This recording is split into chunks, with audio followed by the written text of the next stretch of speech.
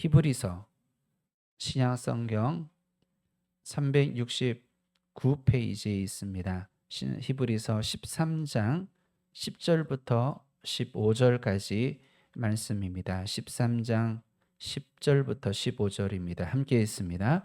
우리에게 제단이 있는데 장막에서 섬기는 자들은 그 제단에서 먹을 권한이 없나니 이는 죄를 위한 짐승의 피는 대제사장이 가지고 성소에 들어가고 그 육체는 영문 밖에서 불사름이라. 그러므로 예수도 자기 피로써 백성을 거룩하게 하려고 성문 밖에서 권한을 받으셨느니라. 그런즉 우리도 그의 치욕을 짊어지고 영문 밖으로 그에게 나아가자. 우리가 여기에 있는 영구한 도성이 없으므로 장차 올 것을 찾나니 그러므로 우리는 예수로 말미암아 항상 찬송의 제사를 하나님께 드리자. 이는 그 이름을 정언하는 입술의 열매니라. 아멘. 자, 우리가 요즘 매일 말씀 묵상 새벽 예배를 통해서 5대 제사에 대해서 계속 살펴오고 있습니다. 구약의 제사는 제사를 드리는 자가 어떤 목적을 가지고 성전에 나오는데요. 각자 제물을 가지고 나옵니다. 그러니까 성전 제사의 성전 예배의 꽃이라고 할 수 있다면 제물이에요. 그래서 모든 예배는 빈손으로 나오지 않고 제물을 가지고 나옵니다. 근데 그게 목적이 있어요. 어떨 때는 내 죄를 용서해 달라고, 또 어떨 때는 너무 하나님이 내 삶에 행하신 일들에 대한 감사의 마음을 가지고, 또 어떨 때는 나와 내 가정의 화목과 하나됨과 하나님의 은혜 안에 주어지는 이 풍성함을 위해서 이러한 목적을 가지고 하나님께 나아와요. 그 하나님께 예배할 때 거기에 또 예배에 맞추는 제물이 있습니다. 그래서 우리는 5가지 제사가 있어요. 하나는 번제가 있고, 또 소제가 있고, 속죄제, 속건제, 마지막 화목제가 있습니다. 이 5가지 제사를 우리는 계속 살펴오고 있어요. 그래서 앞에 부분에는 제사 드리는 사람이 어떻게 제사할 것인가, 그리고 뒤에 부분에는 그럼 제사장은 그 제사를 어떻게 드릴 것인가에 대한 말씀들을 나눠서 어찌 보면 반복 같지만 말씀을 드립니다. 이 제사를 말씀하는 레위기 1장 2절 3절은 이렇게 말씀했어요. 이스라엘 자손에게 말하여 이르라. 너희 중에 누구든지 여호와께 예물을 드리려거든 가축 중에서 소나 양으로 예물을 드릴지니라. 그 예물이 소의 번제이면 흠없는 수컷으로 회막문에서 여호와 앞에 기쁘게 받으시도록 드릴지니라. 이게 레위기서의 출발이고, 또 우리가 어떻게 하나님을 예배해야 될 것인가에 대한 중요한 말씀들을 우리에게 주고 있습니다. 여기서 여호와께 예물을 드릴지니라, 여호와께 예물을 드리려거든 이렇게 말할 때 예물이란 말은 인간이 하나님께 바치는 선물이란 뜻이에요. 그래서 예물에 가지고 있는 기본적인 뜻, 선물. 그러니까 하나님께 내가 감사함으로, 또 하나님 앞에 보상의 의미로 하나님께 내 죄를 사해 달라는 소원을 가지고 여러 가지 마음을 품고 하나님께 드리는 선물이에요. 그러니까 우리가 예배로 나올 때 구약 성도들, 신약 성도들은 감사로 하나님께 드리는 귀한 선물로, 그래서 예수님이 오셨을 때 동방 박사들이 예수님께 드리는 3가지 각각의 예물이 있었죠. 그 예물을 드리는 거죠. 어렸을 때부터 그런 얘기 들었어요. 어른 집에 방문하거든 꼭 선물을 가지고 방문해야 된다. 여러분, 그런 우리 예법들이 있잖아요. 그래서 예배도 그렇게 하나님은 말씀하고 있어요. 한편 하나님께 드리는 그 선물은 흠없는 수컷이라고 했습니다. 흠이 없다는 것은 가장 좋다는 걸 얘기해요. 수컷은 여러분의 생각이 어떨지 모르지만 암컷보다 좋은 것을 얘기합니다. 그래서 흠없는 수컷은 내가 하나님께 드리는 선물에 제일 좋은 것을 얘기하는 거죠. 그런데 제일 좋은 것을 드리면서 어떻게 드리냐? 여호와 앞에 기쁘게 받으시도록 드리라는 거예요. 기쁘게. 하나님이 그 선물을 받으시고 예물을 받으시고 기뻐할 수 있도록 하나님께 최선을 다해 최고의 것으로 예물을 드리라고 합니다. 그럼 어떻게 이 예배가 진행됐을까요? 속죄제나 속건제인 경우 그들이 집에서부터 소나 양이나 염소나 비둘기를 가지고 옵니다. 성전에서 예수님 시대는 막 혼탁해지고 또 뭐 여러 많은 것들이 변질돼 있어서 그들이 성전에서 짐승을 가축을 돈을 주고 사서 그냥 간편하게 예배를 드렸어요. 제사했어요. 근데 이 간편함이라는 게 우리를 자꾸 이 거룩함과 하나님을 향한 마음과 또 하나님께 향한 나의 감사의 표현 이런 것들을 희석시킬 수 있어요. 그래서 우리의 예배가 간편함만을 자꾸 추구하면 안 돼요. 간편하다는 게 무조건 나쁜 건 아닙니다. 하지만 때때로 우리는 간편함 속에 거룩을 잃어버리고 간편함 속에 하나님을 향한 우리의 진정을 잃어버릴 수 있어요. 그래서 우리가 놓치는 것들, 우리 한국 기독교가 얼마 안 됐잖아요. 얼마 안 되는 백 몇십 년밖에 안 되는 한국 기독교가 그 좋은 유산들을 벌써 잃어버리는 게 너무 많아요. 제가 어렸을 때 하나님을 예배하고 제가 어렸을 때 하나님 앞에 헌신했던 그 예배와 헌신들의 그 성격과 그 모습들이 지금에 와선 굉장히 많이 변질되고 변색된 걸 정말 많이 느낍니다. 우리가 놓치고 있는 것, 우리가 간단하고 간편하고 편리라고 하는 그것 때문에 놓치는 것들 우린 정말 많이 생각해 봐야 돼요. 좀 있으면 우리 부활절을 맞습니다. 근데 이 부활절 새벽마다 예전에는 어떻게 했습니까? 거의 대부분의 성도들이 거의 100% 모든 성도들이 새벽 예배에 나왔어요. 부활절 새벽에. 우리 성경에 나오는 예수님의 무덤을 찾아갔다가 예수님을 만났던 그 여인들처럼 새벽에 특히 나오는데 특징이 있었어요. 어떻게? 소복 같은 흰 옷을 입고 나왔어요. 그래서 예수님 안 믿는 사람은 새벽에 나왔다가 깜짝 놀랍니다. 소복 입은 여자들이 쑥 걸어다녀서 교회로 오는 거예요. 또 교회에 촛불 예배를 주로 이렇게 초를 다 들고 새벽 예배 때 초를 다 꽂고서 이제 막 이 촛불 예배를 드립니다. 그게 불편하죠. 새벽에 나오는 게 불편하죠. 흰 한복 같은 흰 소복을 입는 것도 불편하죠. 촛불 예배 드리는 것도 불편하죠. 이게 다 없어졌어요. 지금 현대에 다 없어졌어요. 그래서 예전만 해도 이제 연합 우리 지역마다 연합 새벽 예배를 드리는데 이제 새벽 예배도 없어졌어요. 그래서 뭐 2시 예배 뭐 이런 식으로 자꾸 편리하게 나아갑니다. 우리가 한번 생각해 봐야 돼요. 예배를 드림에 하나님을 섬김에 간단하고 편리한 게 주를 이루어서는 안 된다. 그래서 놓치는 것들을 한번 생각해 봐야 되죠. 그래서 그 제물을 집에서 가지고 와서 성전 제사를 드릴 때 그 제물에 안수를 합니다. 소나 양이나 염소나 내가 머리에 손을 얹고 안수를 해. 이 말은 이상하게 들릴 수 있겠지만 내 죄를 이 양에게 전가하는 거예요. 그런 의미에서 안수를 합니다. 그러면 나는 죄인인데 내 죄를 이 양에게 전가시켜요.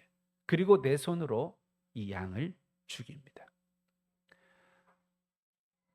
그 죽일 때 그 피와 그 비명과 그 몸부림침과 이 정말 어마어마 우리가 이걸 경험을 못해서 그렇지 아마 끔찍할 거예요. 막 처절할 겁니다.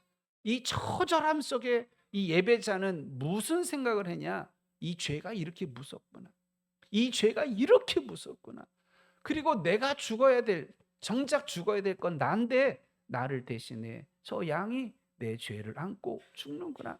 그래서 이 죄에 대해서 가볍게 생각하지 않아요. 그냥 죄를 쉽게 저지르지 않아요. 최소한 우리 신약 성도보다 어떻게 보면 구약 성도들이 퍼포먼스가 너무 강렬하니까요. 이 죄에 대해서 훨씬 예민하게 반응하는 사람들이었으리라 그런 생각이 듭니다. 그렇게 죽이면요, 제사장이 그 피를 받아서 제단 사방에 뿌립니다. 그리고 이 제물의 가죽을 벗겨요. 그리고 내장을 다 들쳐내고 그리고 각을 뜹니다. 토막토막을 낸다는 얘기예요. 그리고 그렇게 다 불태웁니다. 그 과정이 처참하죠. 그 과정이 얼마나 처참해요. 그래서 이 속죄제를 가지고 속죄의 소망을 가지고 하나님 앞에 나와 속죄제를 드리는 예배자는 정말 끔찍함을 경험을 합니다. 죄가 이렇게 무섭구나, 이렇게 말이죠. 속죄제의 경우는 가죽을 벗기고 그리고 가죽을 제외해서 그 다음에 모든 걸 깨끗이 씻어요. 내장을 다 깨끗이 씻습니다. 그리고 전부를 번제단에 올려놓고요, 다 태워요. 그러니까 가죽을 제외한 모든 걸 다 태웁니다. 그런데 제사장을 위한 속죄제는 좀 달라요. 제사장 위임식과 제사장의 속죄, 그리고 대속죄일 날 대제사장이 지성소에 1년에 한 번 들어가서 백성들의 죄를 위해 속죄제를 드리는데 이때 자기의 죄를 먼저 속죄를 해요. 이 제사장의 속죄는 뭐가 다르냐면 모든 과정이 다 똑같은데 태우는 게 달라요. 콩팥과 그 기름, 붙어있는 기름, 꺼풀 이런 것을 깨끗이 씻어서 그것만 태워요. 그 나머지 고기, 가죽, 머리, 내장 이거는 다 모아서 영문 바깥으로 갑니다. 진 바깥으로 가서 진 바깥에 재버리는 그곳에 가서 거기서 나무를 가지고 다 불태웁니다. 좀 특이하죠. 그래서 속죄제, 특히 대속죄일에 이 일이 일어납니다. 1년에 한 번 대속죄일이라고 칭해지는 그날 대제사장이 자기 죄를 속하고 그리고 온 백성의 죄를 대속하기 위해 2마리의 염소를 잡는데요. 그 한 마리를 이렇게 죽여요. 그리고 죽이고 가죽을 벗기고 내장을 빼고 각을 친 다음에 이 안에 있는 콩팥 것들만 태우고 나머지는 다 진영 바깥으로 다 나가요. 가지고 나가서 영문 바깥에서 진영 바깥에서 재버리는 그곳에서 어떻게 보면 소외되고 또 사람들이 가지 않고 또 아주 을씨년스러운 그곳에서 다 불태웁니다. 우리는 제사에 대한 말씀을 쭉 드리면서 이게 뭘 얘기하냐? 예수 그리스도를 계속 지목하고 있음을 살펴보고 있습니다. 그럼 어떤 차이가 있을까요? 구약 제사는 일회적입니다. 그래서 내가 한번 속죄제를 드렸다고 해서 이제 안 드려도 되느냐? 그렇지가 않습니다. 속죄제를 드리면 다음에 또 속죄제를 또 드려야 돼요. 죄 졌으면 그 다음에 또 속죄제를 또 드려야 됩니다. 그래서 반복적입니다. 그렇기 때문에 이 속죄제는 계속 반복하여 짓는 이거는 완전한 속죄가 될 수 없어요. 그래서 그냥 죄를 덮는다 그런 의미를 가지고 있습니다. 하지만 예수님은 다릅니다. 예수님은 세례 요한이 말을 하죠. 세상 죄를 지고 가는 하나님의 어린 양이로다. 이 어린 양은 안수함으로 죄가 전가되어 내 죄를 대신하여 죽는 그 양을 얘기하는 거예요. 그런데 그 양은 나의 죄만 아니라 하나님이 택한 모든 백성들의 죄를 다 안고 희생제물이 되어 속죄제물이 되어 나를 대신해 하나님 택한 백성들을 대신해 처참하게 죽임당하는 그 어린 양이라는 말이에요. 그래서 히브리서 9장 22절에 피 흘림이 없은즉 사함이 없느니라 이런 말씀을 주시죠. 피가 없으면 죄 사함이 안 돼. 그래서 피를 흘려야만 해요. 죄 사함을 위해서는 피를 흘려야 되는데 누구의 피를 흘려야 되느냐? 아무 죄 없는 자가 죽어야 돼. 대속, 내가 죄를 지어 이 죄로 인하여 영원히 멸망받을 수밖에 없는 나를 대신해서 누가 죽어야 되는데, 누가 죽어야 되느냐? 아무도, 이 수만 명이 죽어도 소용없어요. 우리 이상윤 집사님을 사랑하는 사람들이 너무 많아서 이상윤 집사님의 죄를 대신해서 내가 대신 죽겠다고, 내가 대신 죽겠다고 10명이 1000명이 10,000명이 10만 명이 다 죽어도 이상윤 집사님 한 명의 죄를 속할 수가 없어요. 왜냐? 그들은 죄인이기 때문에 그래요. 죄인은 죄인을 위해 죽어도 아무 효험이 없어요. 오직 죄 없는 이, 그분이 죽어야 되는데 이 세상에 태어나자마자 죄를 져요. 이미 태어나는 건 순간에 죄를 짓습니다. 여러분, 우리 앞으로도 말씀을 나누게 돼요. 여성들은 생리를 하면 그는 죄인이에요. 생리하는 것 자체가 죄인. 아이를 낳으면 아이를 낳는 것 자체가 죄예요. 그래서 그들은 이 부정한 기간을 갖게 됩니다. 태어나는 순간에 죄인으로 태어납니다. 자라면서 죄를 짓습니다. 죄 없는 인간이 하나도 있을 수가 없어요. 죄 없이 이 땅에 오신 예수님, 동정녀 마리아를 통하여, 동정녀 처녀의 몸을 통하여 태어났기에 예수님은 죄가 없이 태어날 수 있는 것이고, 죄 없으신 그분이 희생양이 되어 속죄 제물이 되어 죽임을 당하신 이 자체가 제사라는 거예요. 우리는 십자가 사건이, 사회적으로 어떤 이들은 예수님은 사회 운동을 하고 개혁 운동을 하다가 결국 실패해서 로마에 잡혀 처절하게 십자가에서 죽었다. 예수님은 죄가 없는데 억울하게 죽었다. 제자들이 팔아서 진짜 억울하게 죽었다. 훌륭한 분이 죽었다. 이런 생각들을 하고 평가를 하지만 아니에요. 이 예수님의 삶과 예수님의 죽음은 제사입니다. 하나님이 택하신 백성들의 죄를 대신하여 죽으라고 대속하기 위하여 이 땅에 오셨고, 대속하여 죽은 하나님의 어린 양이라는 말이에요. 예수님의 죽음은 제사예요. 예수님의 죽음은. 그래서 오늘 본문에 자기 피로써 백성을 거룩하게 하려고라고 본문이 말씀하고 있어요. 자기 피로 백성, 하나님의 택한 백성을 거룩하게 하려고 그 피를 흘리기 위해 예수님이 오셨다는 거예요. 친히 속죄를 위한 희생 제물이 되어 십자가에서 죽임당하신 예수님. 이 예수님의 죽음은 구약의 속죄제와 차원이 다릅니다. 구약의 속죄제는 반복하여 계속 일회적으로 드리지만 예수 그리스도가 희생 제물이 되어 드려진 이 속죄제는 영원합니다. 단번에 과거와 현재와 미래를 아우르는 모든 죄를 사하는 그 능력이, 그리고 효험이 있는 거예요. 오늘 우리는 편하게 제사합니다. 편하게 예배를 드립니다. 얼마나 편해요. 그냥 오면 되지. 그냥 오면 되지. 저는 우리 요즘 성경 봉독 띄우고 있나요? 성경을 읽을 때 전 띄우지 않기를 원해요. 왜요? 성경 안 갖고 다니는 수 있으니까. 저는 조금 번거롭지만 성경을 들고 다니기를 원합니다. 예배자가 성경을 들고. 그런데 안 띄우니까 성경은 있어야 되겠고, 그러니까 다 보관을 저기다 다 보관해서 빈손 들고 와갖고 그래서 다 꺼내서 편합니다. 뭐 어떡하겠어요. 편하게. 그래도 여러분, 하나님을 예배하는데 너무 편해. 구약의 예배자들 생각하면 얼마나 힘들겠어요. 어떤 경우는 갈릴리 지역에 사는 사람들은 며칠이 걸려요. 예루살렘에 올 때까지. 그 며칠 동안 여행을 해야 돼.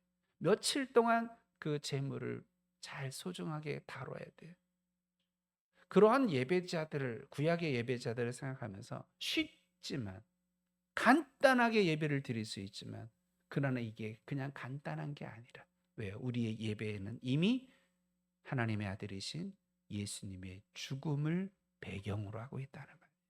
예수님이 십자가에서 처절하게 죽으셨기에 오늘 우리는 그 예수님의 피로 하나님께 나아가는 것이고, 오늘 처절하게 예수님이 죽으셨기에 우리는 그 피 때문에, 그 예수님의 죽음 때문에 하나님을 아버지라고 부르며 하나님의 거룩한 백성으로 이 예배 자리에 있게 되는 거예요. 그러니까 편하지만, 간단하지만, 아주 여러 가지 좋지만, 그러나 이렇게 되기까지는 거저되어지는 게 아니라 예수님의 십자가가 있었다는 것입니다. 오늘 히브리서 기자는 그 속죄제를 가지고 우리에게 말씀하고 있어요. 속죄일의 대제사장이, 속죄일에 대속죄일 날, 1년에 한 번 있는 대속죄일 날 대제사장이 죄를 위한 짐승의 피를 가지고 성소에 들어가서 속죄소 위와 속죄소 앞에 그 피를 뿌립니다. 그렇게 해서 이 이스라엘 백성들의 죄를 대속하는 대속죄일 예배 제사를 드리는 거죠. 그리고 대속죄일 날 피를 뿌리고, 그리고 모든 육체는, 그 짐승의 육체는 영문 밖으로 가져다가 거기다가 불사른다. 아까 말씀드린 거죠. 근데 여러분, 요한복음 11장 50절에 보면 그해 대제사장인 가야바가 이렇게 말합니다. 한 사람이 백성을 위하여 죽어서 온 민족이 망하지 않게 되는 것이 너희에게 유익한 줄을 생각하지 아니하는도다. 이 대제사장의 말이에요. 그 한 사람은 예수님을 얘기하는 거예요. 예수 그 한 명만 죽여. 예수 한 명만 죽이면, 예수 따라다니는 저 수많은 사람들이 모여들어 가지고 로마 군인들이 반란인 줄 알고 모인 많은 사람들을 다 죽일 텐데 큰일 났다. 그 예수를 죽이는 게 모든 사람들이 죽는 것보다 훨씬 낫다. 모든 사람들을 위해 한 사람을 죽이는 게 낫죠. 자기가 그렇게 말을 합니다. 그런데 성경은 요한복음 11장 51절 52절은 그 말을 이렇게 해석하고 있어요. 함께 읽어보겠습니다. 있습니다. 이 말은 스스로 함이 아니요 그의 대제사장이므로 예수께서 그 민족을 위하시고 또 그 민족만 위할 뿐 아니라 흩어진 하나님의 자녀를 모아 하나가 되게 하시기 위하여 죽으실 것을 미리 말함이러라.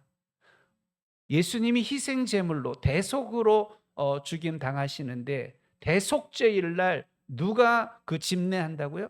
일반 제사장이 하지 않고 대제사장이 해요. 근데 예수님의 십자가의 죽음은 제사라고 그랬죠. 예수님의 십자가의 죽음은 하나님의 택한 백성들의 죄를 속하기 위한 하나님이 준비하신 속죄제예요. 근데 그걸 누가 집례했느냐? 그해 대제사장인 가야바가 진두지휘하고 있어요. 가야바에 의해서 예수님의 죽음이 선고되고, 가야바에 의해서 예수님이 빌라도 법정에 서게 되고, 가야바에 의해서 예수님이 결국 십자가에서 죽는 거예요. 예수님의 십자가의 죽음은 대제사장이 집례하고 있습니다. 자기는 몰라요. 자기가 무슨 말을 하는지, 자기가 지금 어떤 역할을 하는지 모르지만 크게 그림이 그려집니다. 대속죄일 날 대제사장이 백성들을 위하여 어린 양을 죽이는 그것처럼 예수님을 죽이는 대제사장 가야바에 의하여 십자가에서의 죽음을 통해 하나님의 속죄 계획이 성취되고 있어요. 그런데 여기서 히브리서 기자는 말을 하고 있어요. 대속죄일 날 육체는, 피는 속죄소에 뿌리지만 육체는 영문 밖으로 나가서 거기서 불사른다고 했죠. 진 바깥 재버리는 곳에서, 그런 것처럼 예수님도 영문 밖으로 끌려 나가십니다. 영문 밖으로 끌려 나가세요. 성 밖으로 끌려가십니다. 여러분이 예루살렘을 방문하게 되면 이제 그 비아 돌로로사, 예수님의 그 고난 받으시고 끌려가시고 십자가에서 죽으시는 그 과정이 1번, 2번, 3번 표시되어 있어요. 근데 그게 여러분 정확하지 않습니다. 그 진짜라고 또 생각할 수도 없어요. 심지어 예수님이 십자가에 달리신 골고다가 어딘지 그들은 여기다라고 말하는데 그게 아닐 확률도 많아요. 근데 그게 중요한 게 아니에요. 여기다. 예수님의 시신이 이 무덤에 묻혔다. 진짜냐 가짜냐 그건 중요하지 않아요. 예수님이 영문 밖으로 나가셔서 자기의 십자가를 짊어지고 채찍에 맞으시며 로마 병정에 채찍에 맞으시며 쓰러지고 넘어지기를 거듭하시며 결국 그 십자가를 들고 영문 성문 바깥에 나가서 거기에 달려 십자가에서 죽으셨다는 사실이 중요하고, 히브리서는 그것을 대속죄일날 영문 밖에서 불살라질 육체와 비교하고 있어요. 이사야 선지자는 이사야서 53장 4절에 이렇게 말합니다. 그는 실로 우리의 질고를 지고 우리의 슬픔을 당하였거늘. 여기 질고란 질병, 근심, 재난을 얘기합니다. 특별히 이 질고란 죄로 인하여 영원히 저주받고 그 죄로 인하여 영원히 지옥에 가야 될 그 모습을 가리키는 거예요. 질고를 지고, 진다는 말은 받아들이다, 감당하다, 취하다, 간주하다는 뜻이에요. 그리고 우리의 슬픔을 당했답니다. 짐을 진다, 운반한다, 나르다라는 뜻이죠. 내가 감당해야 될 이 질병, 내가 감당해야 될 이 근심, 내가 감당해야 될 이 죄, 내가 감당해야 될 이 죄의 결과, 이 죄로 말미암은 죽음, 이 죄로 말미암는 영원한 지옥에서의 고통, 이 모든 것을 예수님이 짊어지고 대신 담당하여서 예수님이 십자가에서 죽으셨다는 거예요. 그런데 이사야 선지자는 말합니다.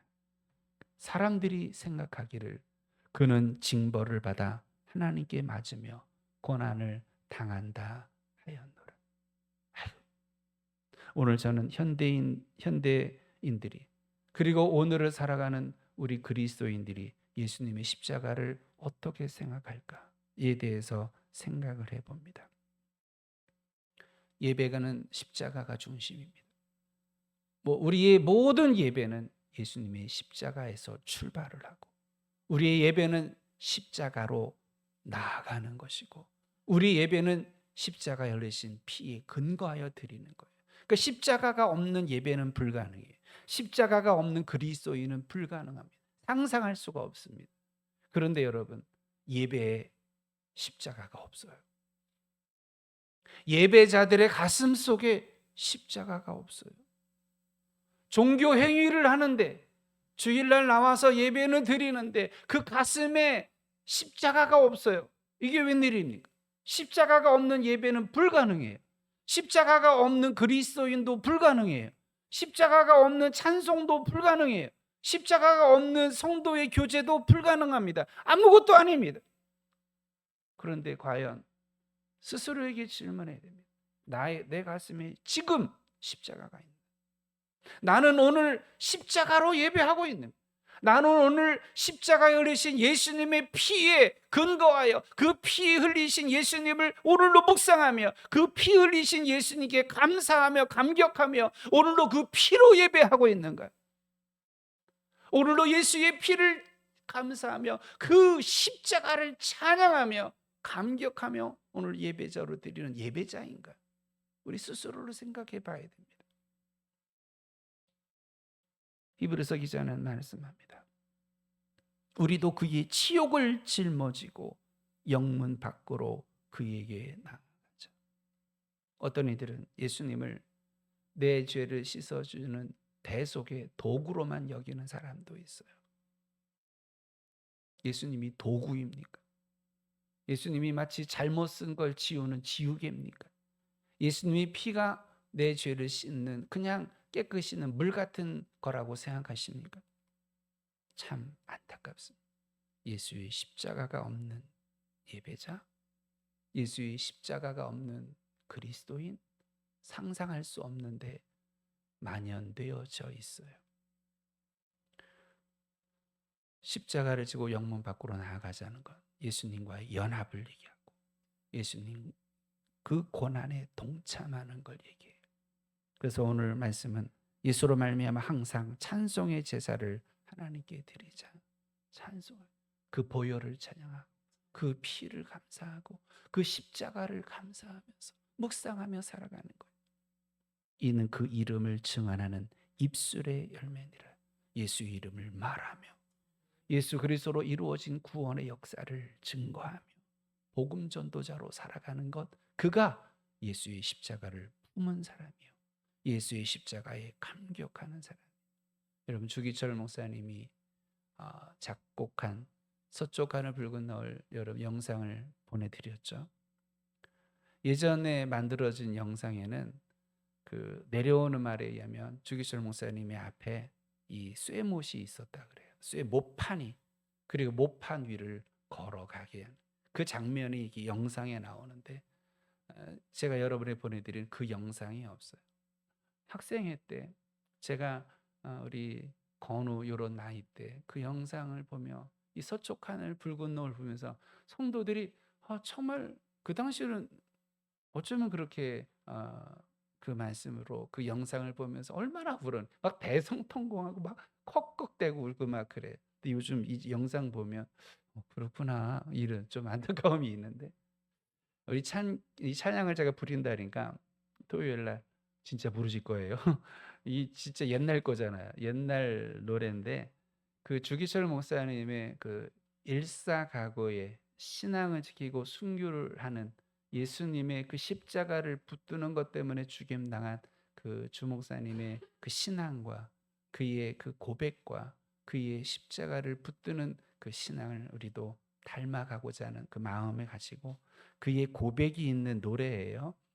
이 노래를 우리 함께 일어나서 함께 찬양하며 또 우리의 고백이 여러분의 고백이 되고 또 여러분의 기도가 되기를 바랍니다.